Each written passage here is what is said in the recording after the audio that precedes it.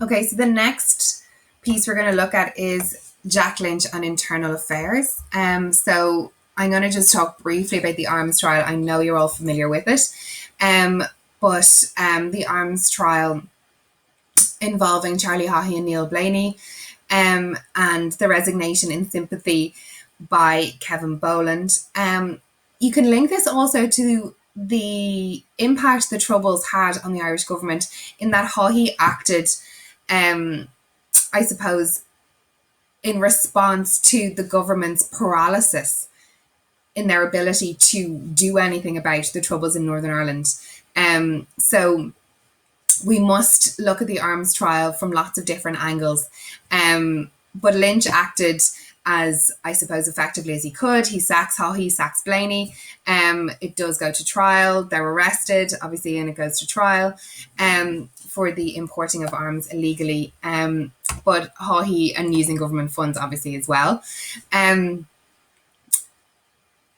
Lynch wins the vote of no confidence in Dáil that Haughey tries to push for his resignation after he's found not guilty. The impact of it are that there's kind of a divisive split in the party, those that supported Lynch and those that were more Republican in their attitudes, and felt that perhaps Lynch wasn't doing all he could to bring about a united Ireland. Haughey did remain in the background, slowly building his career. We know that he ends up as Taoiseach later on. And some corners of society felt that Fianna Fáil were sympathetic to the IRA, and this would impact them at the polls. So there's a lot of different angles to this. And Fianna Fáil have to dance that knife edge between being, I suppose, supporting the idea of an independent Ireland, but also dispelling any sort of ideas that they might be involved in any sort of Republican paramilitary activity.